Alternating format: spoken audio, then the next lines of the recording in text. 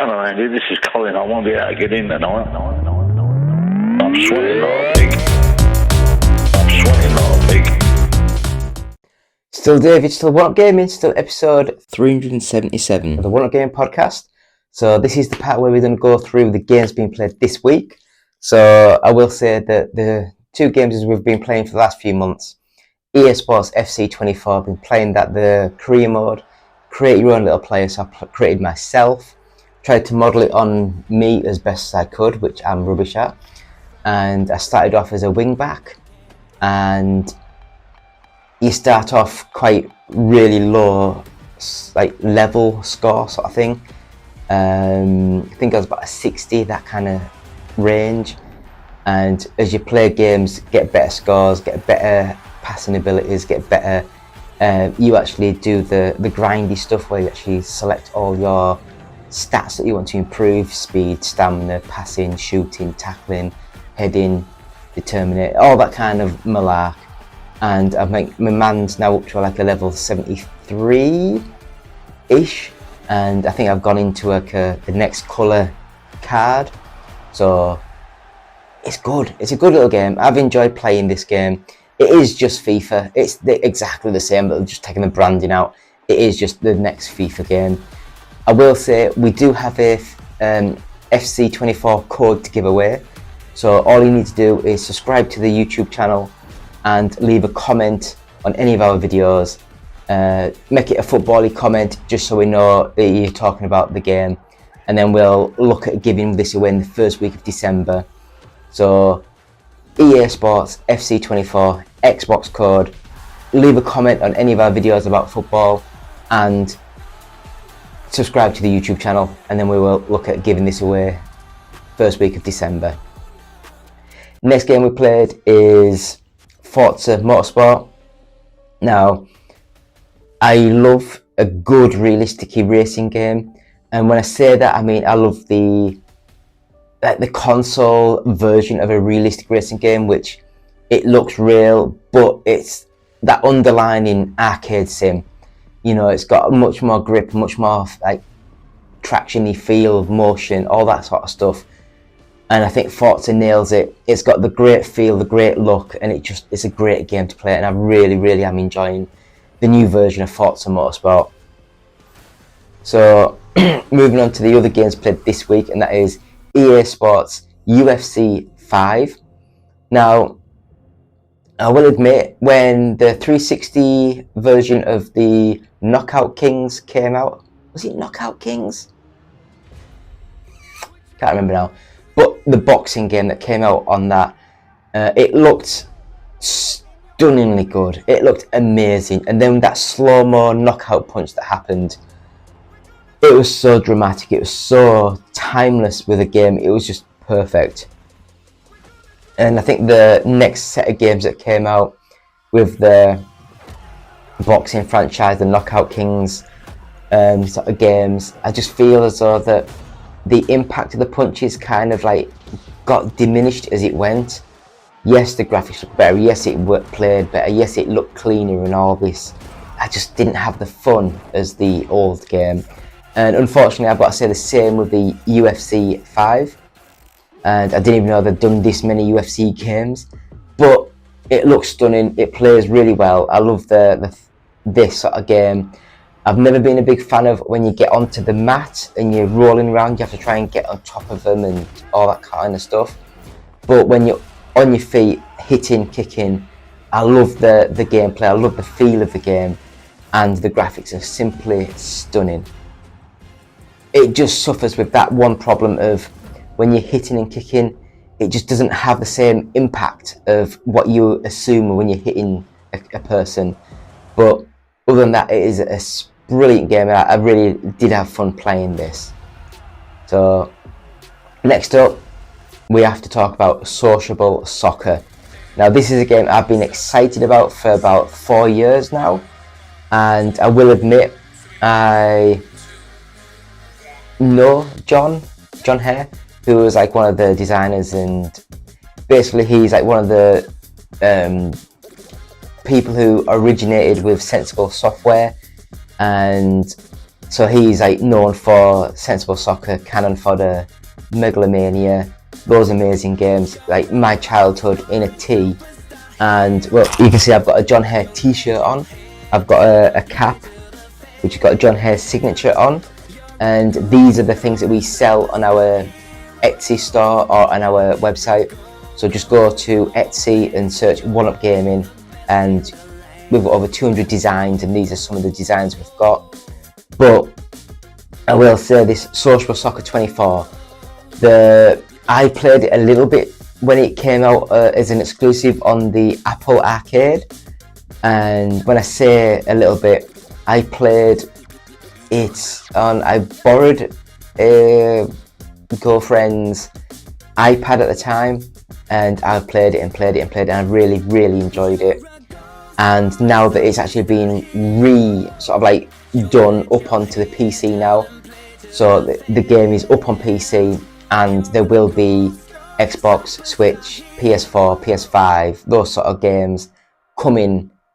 I believe the Switch version's coming next month, and the other versions are coming early next year.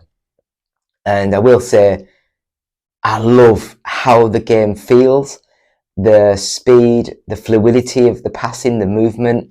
It just feels good. Do you know, you get some of these other like arcade games where the passing and the movement just doesn't feel good. It might look amazing, but it just doesn't feel good. This game, the movement, the feeling of the play-by-play is really good. Graphics, not the best, but they're functional and they're clear and they've got a style to them, and I really like that style. And I just have to say that you play the game, you enter like competitions, you have to get so many stars to progress to the next level, and I'm just enjoying working my way through. I love this game. It's a great game. We have a review up on our website, so go to oneupgaming.co.uk and look for the PC section, and there'll be a review of Social Soccer on there. And yeah, it's probably the best game I played this week, and it's going to go into my reckoning for Game of the Year lists. And what can I say? I'm a sucker. I love this game. I love the fact it's very similar to the Apple Arcade game, slight tweaks, slight upgrades. Some people will be a bit upset, but when you think about it, there was Sensible Soccer that came out, and it wasn't for another like 4 or 5 years before we got to Sensible World of Soccer. And hopefully, if things progress and they make money and it sells and it plays well and it gets updates, then in the next couple of years, they will be able to do a sociable World of Soccer where they will add those features in. But at the moment, it is just a simple, fast-paced arcade soccer game, and it's amazing. I love it. It's so good. So next up, we have the Invincible, and this game, I had no idea what it was. I loved the cover or the art for the app, sort of art. And when I actually got the game, so I think I got it to review, I didn't know what it was or how the game played.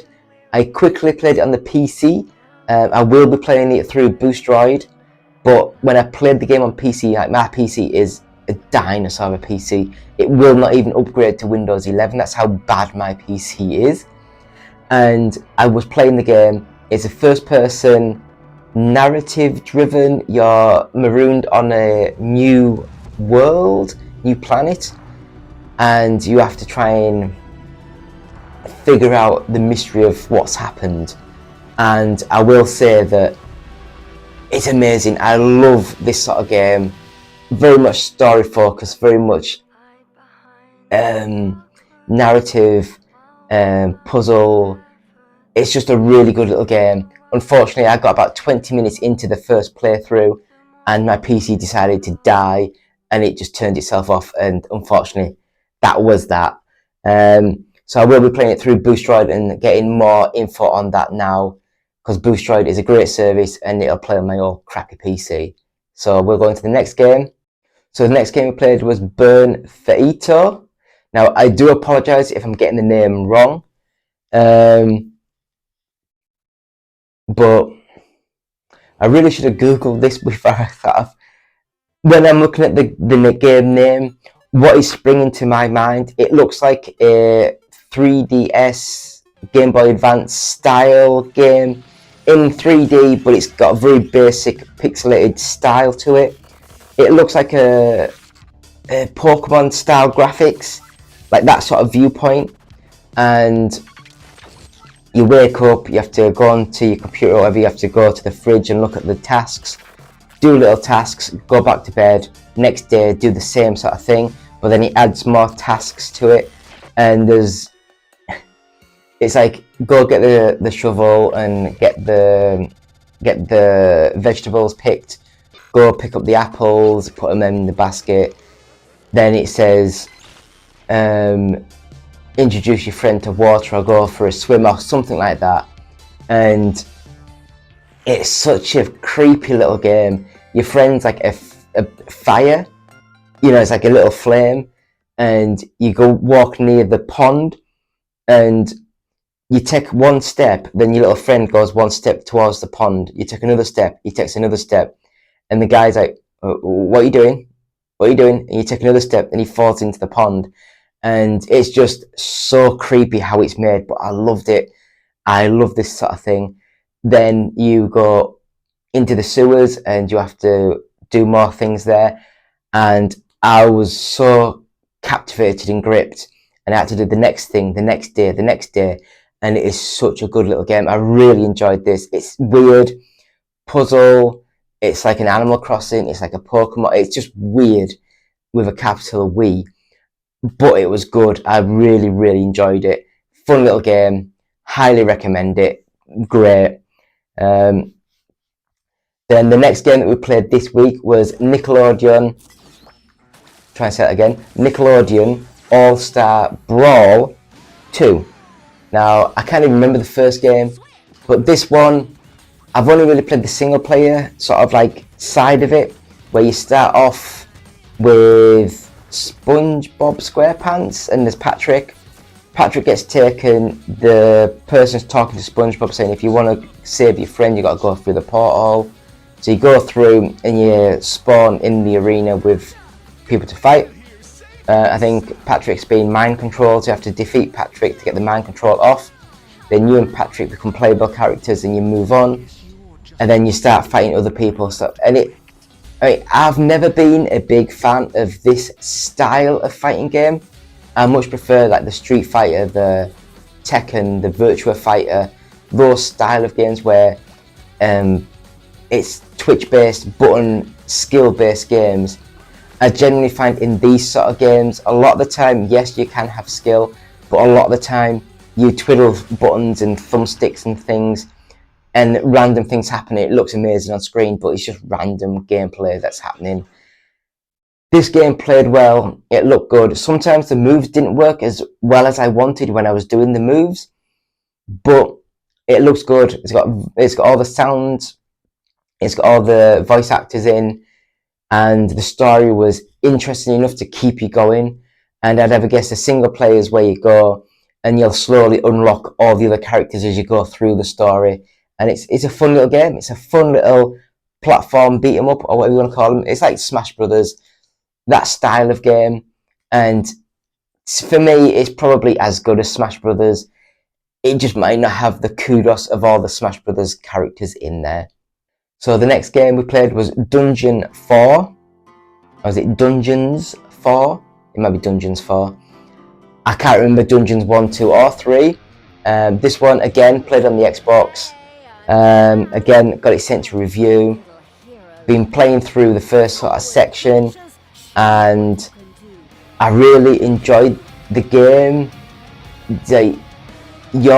It's from when it loads up. I love the voice acting, I love the storyboarding, I love the animations, and it sounds as though you're an evil person coming to destroy your brother and families and stuff and take over the kingdom. And it's done with a British comedy twist, so bear that in mind. You just might not click with the humour of the game, but I thought it was really fun. I thought it was really a good game.